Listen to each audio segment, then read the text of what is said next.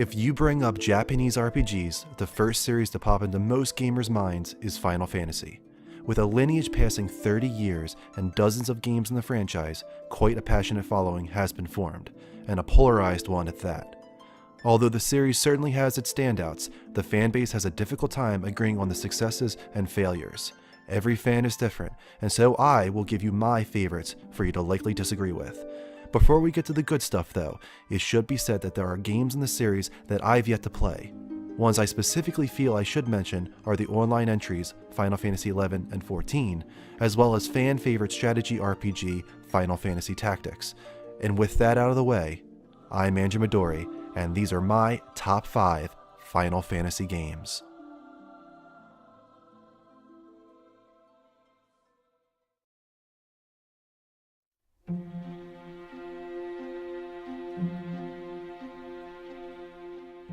Let's get this one out of the way right now, because it's an unpopular opinion around the interwebs, but I love Final Fantasy VIII.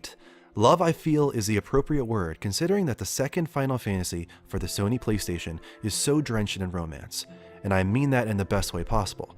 A great love story, for me, is an integral part to the Final Fantasy series, and 8 arguably has the best and most developed romance of the entire series, with Squall and Renoa, of course, at the heart of it.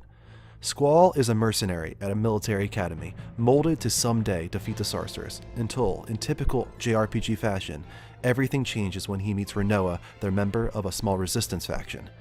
With the first modernistic atmosphere in a Final Fantasy game, as well as drastic changes in combat, it certainly stands out among its peers. The story is wonderfully told with many twists and turns, fantastic boss battles, beautiful graphics, and one of Uematsu's best musical scores. Also, who can forget that opening cinematic?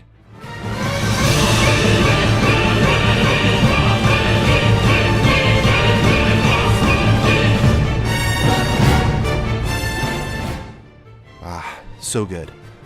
Final Fantasy VIII settles in at number 5.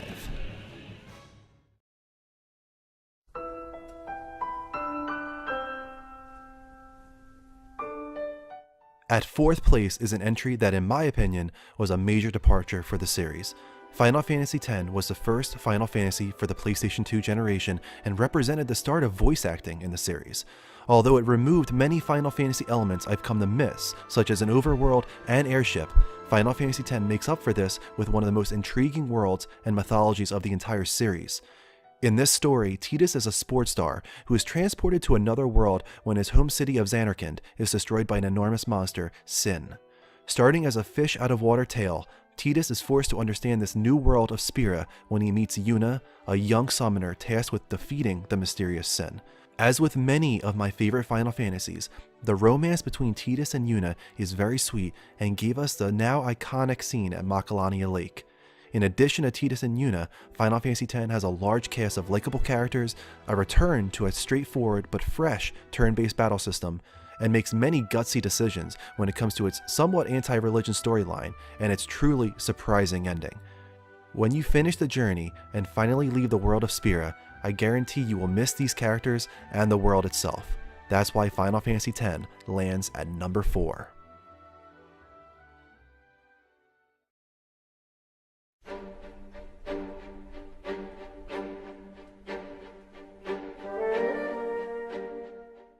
At 3rd place is the very best of the pre-PlayStation Final Fantasy games. Final Fantasy VI is an incredibly ambitious experience with the largest cast of any mainline entry in the series.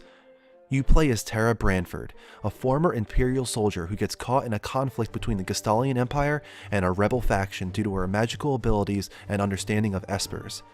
Espers were what are now considered summons, and with Final Fantasy VI, it was the first time they were focused on in a strong way.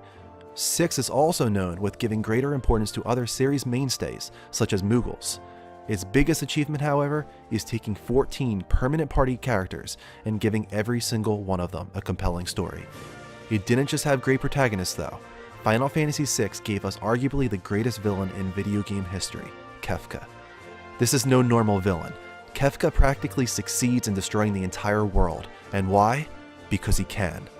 The story takes some super bleak turns, and that is one of the many things that makes it special. Add on to that a genre-defining moment with a tragic opera scene, and you have my third favorite Final Fantasy of all time.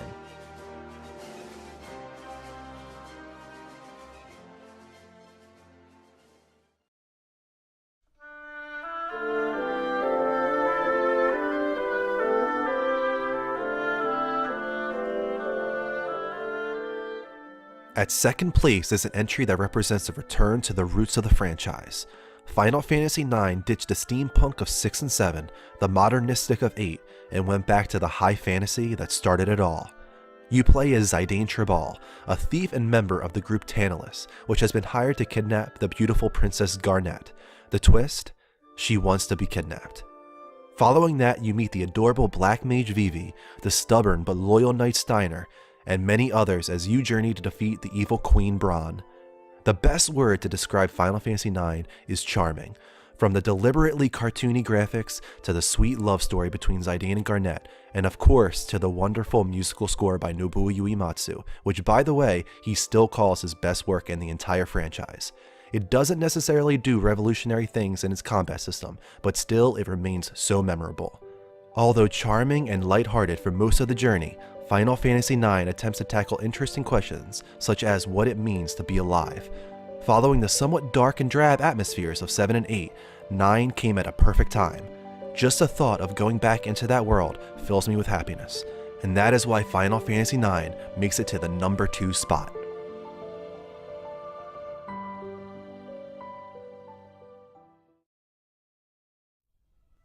And now for the coveted number 1 spot.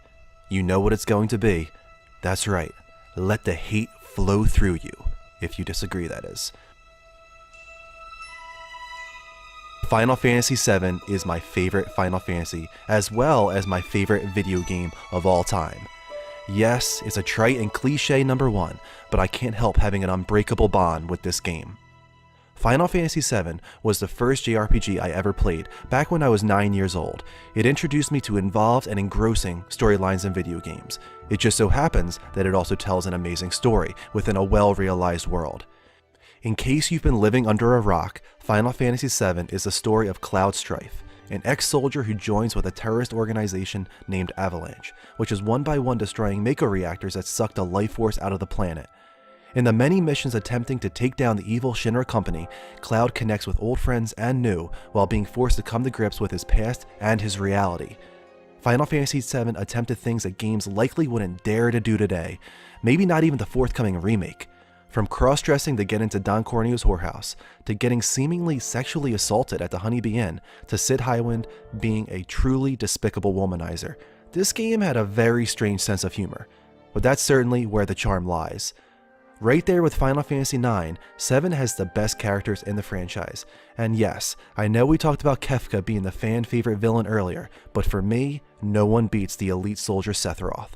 Destroying the world is messed up for sure, but it doesn't possess the same emotional impact as seeing the one you love impaled right before your eyes. Besides 7 having what I consider to be the best story, it also has a deep and rewarding battle system. Materia is just so satisfying to collect, level up, and mix together in different combinations. And maybe it's nostalgia talking here, but I still feel like the summons in 7 have not yet been beaten.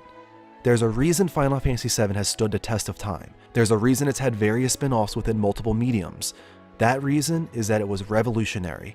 Its graphics may be outdated today, but that doesn't change what we all felt playing through it for the first time way back in 1997. Let's just hope the remake can capture that same magic. Final Fantasy VII takes the top spot as the best Final Fantasy game.